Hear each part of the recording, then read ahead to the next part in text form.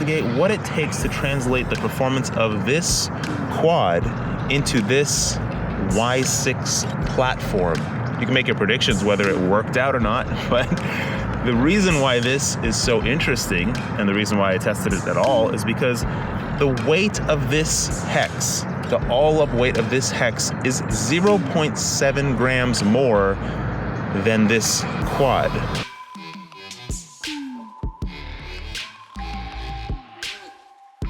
Before moving forward, let's discuss why anybody would even want to consider anything but the quad configuration for anything in this format, this 5-inch kind of general format. And the answer to that is actually pretty hard to answer, because the inspiration from this, for this test, came from only one person, Justin Skinner. And if you know Justin Skinner, you know that he has so much fun with quads. I'm so envious of him because he gets to chase super trucks, rally cars, and just dirt racing vehicles with just regular 7-inch FPV equipment. And the reason why that's important to point out is that if you're on like a movie set, or if you're doing something that's directed, you're running a cinema craft, you're directed to do something very specific, you're waiting several hours between shoots to do any flying, and it's stressful as well as just time consuming and honestly very boring. Justin Skinner literally cannot keep up with the cars. Like literally, they're going over 100 miles per hour and the craft that he's running cannot maintain a rate of speed high enough to keep up with these cars. And that's where the inspiration for even trying something other than a quad came from, and that's why I landed on this Y6 format. So he's having so much fun because he's using just regular FPV equipment and he's running non-stop, and he also doesn't care if he smashes his quad, he just picks up the next one. And the people that are racing the actual show doesn't care either, because they just want the footage. So the Y6 format is definitely not a new format, obviously. Actually, Catalyst Machine Works, so interesting that they started experimenting with the Y6 format around the same time that I started kind of designing and experimenting with it as well. It just took me forever to get it out the door because I'm so busy these days. And the Y6 format is very interesting. We'll talk about that as well. But before that, I'll point out that maybe I don't have to point out, maybe you guys already noticed that there's like a lot of new stuff. These motors are 2305 motors. They're the 23 millimeter tall motors. The motors on here are the 2506 motors. This quad is the best performing quad that I have been able to muster, best performing motors and props and everything that I've been able to put together. And this is what I'm calling my prototype quad. This is the performance that I'm trying to translate into this quad and try and improve a couple of aspects, namely speed, specifically rate of speed. So let's actually take a look at the numbers of these two crafts and see, and we'll see if it works out. All right, so we already said that the quad weighs only 0.7 grams less than the hex, which is incredible on its own, but at the same time, it kind of makes sense if you think about it. The hex has, or the Y6, has one less arm, and the weight of the frame is like 80 something grams, whereas the quad frame weighs about 109, 110 grams. So right there you get some weight savings. Additionally, the quad is using 2506.2 motors. That's the size of our 25 millimeter Imperial motors. The hex, however, is using a different one of our motors. It's a 2305 motor. It is called the 23 millimeter tall motor. We also have a short version, the 2303, which is the Cinewhoop motor, as well as a 16 and a 13 and a 1S. We have like the whole line of motors, really interesting prop shafts. Go take a look at that if you like. We'll talk about that in future videos. But the hex is using slightly smaller motors, and we went with the 2305s for a reason which you'll see in a minute as well. So moving on to the next metric, which I think is the most interesting metric. The way I gauge performance lately when I build crafts is by looking at the ratio of stator volume per blade. So if you look at this ratio of stator volume per blade, the 2305 Y6 has 2.4% more stator volume per blade than the quad. However, there are 6 motors, so you have more bearings, more shaft, and the end result is that you probably have a little bit less stator per blade, and this is only if you're running twin blades on all motors on the hex. And as you can see in this video, the pictures, I'm not running that. I'll talk about that in a minute as well. But the next metric that I want to point out is the magnet surface area. So the magnet surface area of the 2305 hex is 21% more than the quad. Now, there's always a debate whether taller or shorter, fatter motors are better for whatever purpose. And this is very much like that as well. You're getting a lot more magnet height, a lot more magnet period, a lot more surface area of magnet compared to the quad. So that is where, when I look at these calculations, that's where I thought, okay, well, that means that I should be able to maintain higher RPM, higher speeds, and it's going to be beneficial to me. And because I have 6, I'm not going to lose control. We'll get to that a little bit later on. Another thing I want to point out is that had we gone with the 2303 motor instead of the 2305, we would have had almost 39% less stator volume per blade on a twin blade setup, all twin blades, and 27% less magnet. So those 2 millimeters make a really huge difference when multiplied across 6 motors. And on top of this, I also want to point out, maybe it's already getting confusing, but I'll just throw this in real quick. If you're running tri-blades all the way across, we actually have 32% less stator volume per blade on the hex compared to the quad, but we'll talk about that a little bit later on too. So the next set of numbers, the next metric is the coaxial setup. And the coaxial setup does have an efficiency loss. I looked through a bunch of papers and I calculated this to be about 21%, just rough estimation math. I do gain a little bit of benefit because of the specific arm setup, as in the way the motors are mounted. They do have an offset, and that does help a little bit, not a lot of it, just a very little bit. I added just 1% of improvement there. So you are getting a 21-ish percent loss of efficiency. However, we are running in a straight line, as in we're running forward, we're flying forward. So there's a lot of air washing over this craft. And I think in actual moving air, the actual losses will be reduced because it's moving. And these calculations that I've been looking at, these papers, are all kind of in a static situation, static environment. When things are dynamic, things change quite a bit. And then when you take a look at the disk area, if you just go by straight disk area math, you get 50% more disk area on the hex. Obviously, you have 2 more motors, so 50% more disk area. However, again, we have these losses as a result of the coaxial setup.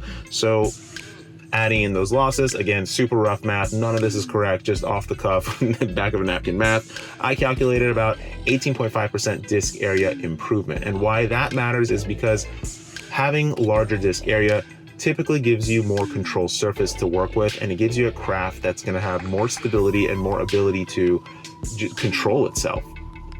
In addition, this is where it really gets in the weeds, and I just kept extrapolating these numbers further and further before I even bothered putting this craft together.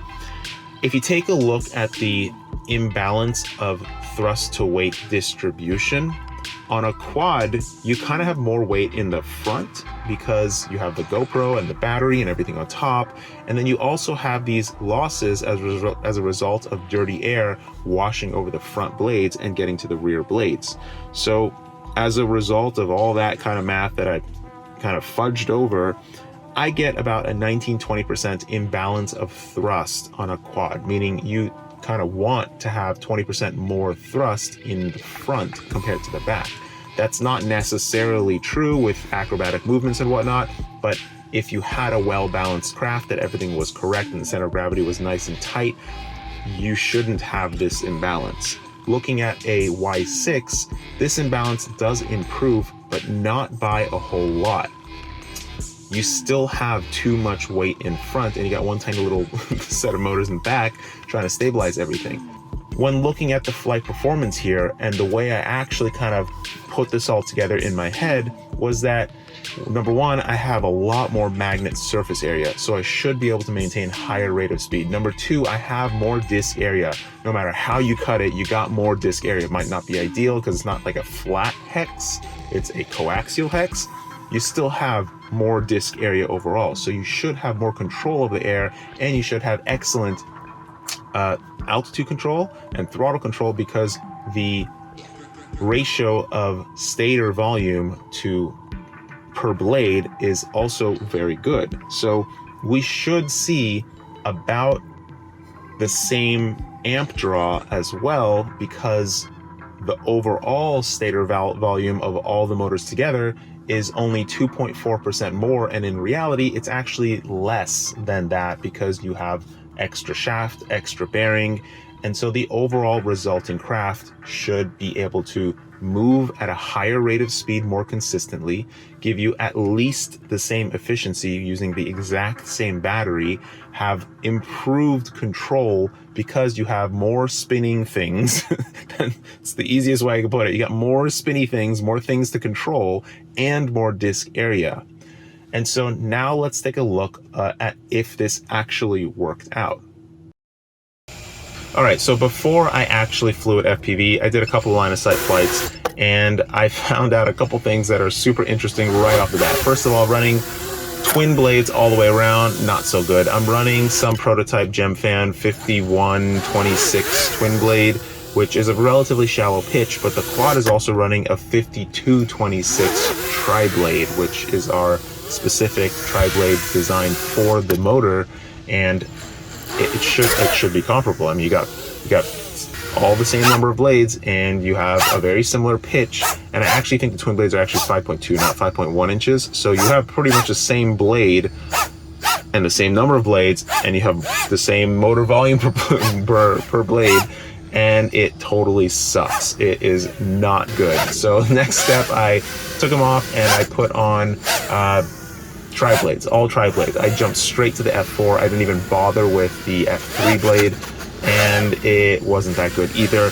The trouble with coaxial setups is that it feels like you're stuck in second gear. Like the quad just doesn't want to move. Like it's just stuck and it doesn't want to go forward. And I felt that before, not only with coaxial setups, but also with flat setups where you have more blades and a flat overall craft. It just feels stuck, like it just doesn't want to move. And so I experimented with these twins and tri-blades, and I came up with this surprising combination of putting twin blades on top and tri-blades on bottom. Happened to work out surprisingly well. And this shouldn't really work, because if you think about it, the top and bottom set of motors are not independent of one another. If you have an Octo, an X8 setup, the top blades can spin completely separately from the bottom set of blades, as in you can lose all four of your bottom blades and you can still fly the craft fine. When you have a hex, you always have the top set of blades tied to the bottom set because they have to match RPM or the craft is going to start yawing all over the place. So with that in mind, I didn't understand why this worked out, but hey, it worked out, so whatever, I'm gonna go with that. So this was genuinely the first FPV flight, and it totally sucked. Like, this craft would not fly right to save its life. And a lot of it has to do with the fact that I'm running Betaflight. I really dislike the more recent builds of Betaflight. They are very fiddly, and they require your filters and everything to be really, really tuned well to get a craft that flies really well. Unfortunately, we don't yet have an EMU target for this flight controller, but whatever, I can make do with Betaflight. So after a bunch of tuning, a bunch of testing, slapping a bunch of grease everywhere, dealing with stuff, I finally got a craft. It actually didn't take a whole lot of time. I didn't tune any PIDs or anything. I just like fiddled to the D, changed the filters a bit, and I just added a little bit of damping grease, and it was flying fine. So the first flight I was unenthusiastic about, flew fine, but nothing special. And it's really tough to compare crafts in the air when they're not flying right, because everything kind of flies fine when it's not flying right. But when you make it fly right, then you can actually unlock the performance of the craft. And so this is the flight performance I got after a little bit of fiddling with stuff. Right off the bat, this was impressive. I was surprised. I honestly thought that this was gonna fail. I thought this video was a total waste of time, and I thought that this would not work out, because I have flown a number of multi-rotor, like more than quad crafts, and they all have sort of similar flight characteristics. They feel kind of stiff in the air. They feel kind of like they don't want to move because they're stuck in second gear, and they have these annoying issues that were it was just tough to deal with. And so I always went back to a quad. The flight performance improvements that I am looking for here: number one, improved straight line speed and maintainable straight line speed. Number two, improved control it actually did work out. And the differences between the hex and the quad are that you have improved altitude control, definitely improved maintainable speed. Maybe, I don't know about top speed, but maintainable speed for sure. Surprisingly improved efficiency. I mean, I'm getting an extra 40 plus seconds of flight time on the same exact battery, moving at similar speeds as the quad.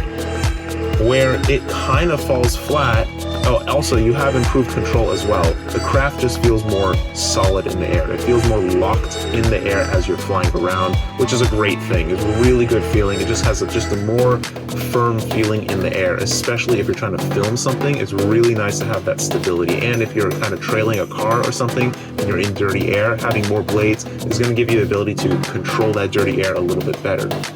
But here's where it kind of gets stuck. If you're trying to kind of fling yourself or throw the quad or something, this thing does not soar through the air. I thought that having one less arm is going to make it more aerodynamic. That is definitely not the truth. I don't know why. I don't know what's going on. My guess is that just having more blades in the air, because I'm not running twins all the way around. I'm running the F4 blade, tri-blades on the bottom and the twin blades on top. Having that situation going on is, I don't know, maybe causing more drag when you have the motors not spinning. Not sure. Whatever it is, this craft definitely does not slice through the air when you are trying to fling it.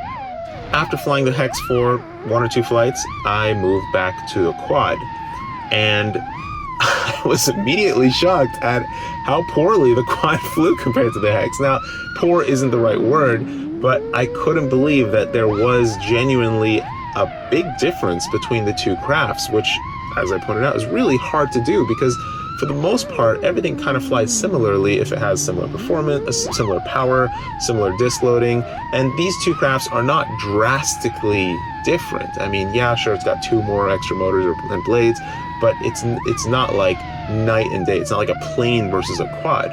But in this situation, I mean, right out the gate, I struggled with the throttle control of the quad, as in the altitude control of the quad.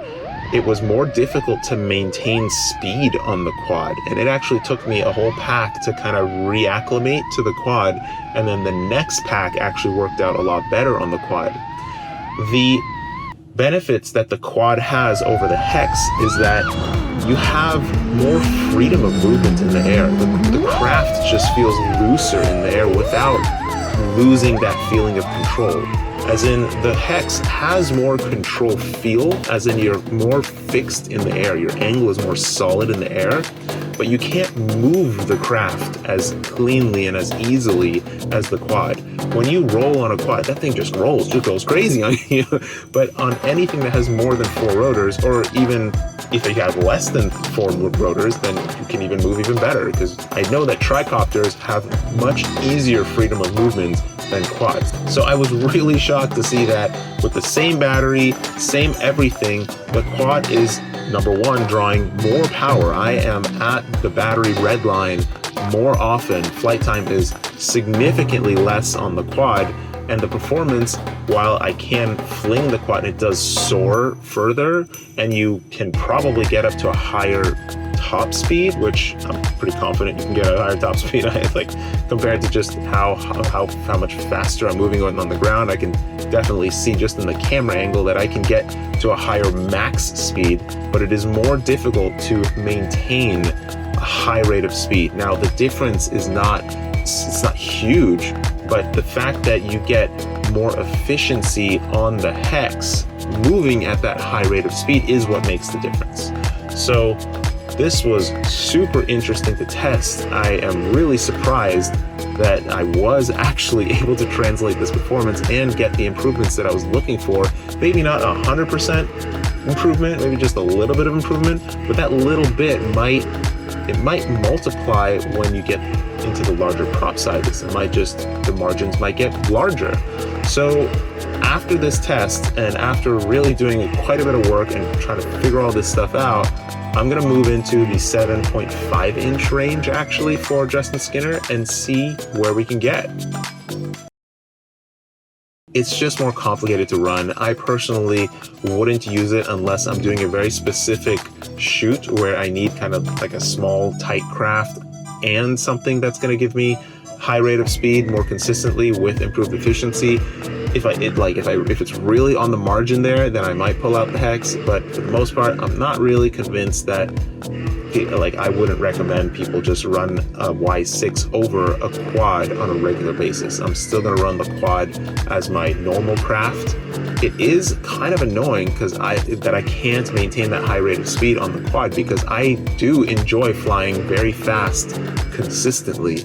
And so the hex is really fun to fly because you have really phenomenal like altitude control at speed and control overall. Like, it really flies nicely compared to the quad, but it's just too complicated to run. So I wouldn't recommend it. Let me know if you think that kind of sentiment is accurate and matches what your sentiment is as well. I forgot my M2 screwdriver to be able to take off this bottom plate, but you can pretty much see what's going on in there, and I have a picture of them I'm going to put up as well. The flight controller and stack that's in here is specifically designed, well, kind of sketched out by FPV Cycle and given to a couple of manufacturers to actually manufacture. And unfortunately what happened was the prices of all manufacturing went up so much that we got stuck not being able to carry some of the other companies' products. And so we have this one. It does accept 8 motors, and that is the main reason why it's so useful in this particular situation and for larger situations. This is the first of many, many flight controllers that we've already pre-designed. We just can't manufacture because it's so darn expensive to manufacture these things right now. So everything's kind of on hold there. But with respect to this craft, what I've done here is that I'm just using one stack in the front here. And then I just ran a 20 by 20 board back here, which clearly I forgot to even screw down. And I've just wired the appropriate wires into the flight controller. And there are 2 ESCs on this board that aren't even being used. They're only used for these back rotors. And overall, the frame of the quad, as you can tell, is very much along the lines of this kind of new style of craft, or not really new, but I'll talk about that in a future video. But this style of arm mounting that I've devised, and it works out really good for vibrations and really good for just management of the whole frame, because it scales up really, really well. As in, when you scale it up to 6, 7, 8 inches, you really don't add a whole lot of weight and you gain a whole lot of rigidity. So that's why the frame looks the way it does. If you want to try this new quad frame, it's using this very unique kind of arm setup where each arm is made of 2 spars, and this is to improve with the twist motion of vibrations on the craft. In general, it's supposed to help with vibrations, and we've been working a lot on the actual carbon inside the arm as well, trying to come up with a very specific layup to work really well with this kind of A-shape structure, which has 2 separate struts. And this frame is actually available in the store already. It's just for testing. It is not widespread at all. It is finicky to put together. I would urge you to please read the entire description before buying it. And that's it. Thanks for watching. Thank you so much for sticking with me through all this time when I've been just missing from everything. I'm so sorry. I'm trying to come back. This is kind of the first hobbled together video that I've put together just to come back. I have so many things that are just backlogged. So thank you for watching. Floss your teeth. I hope you guys have been flossing your teeth, as I have been reminding you. Please floss your teeth. Extremely important. Take care. Bye.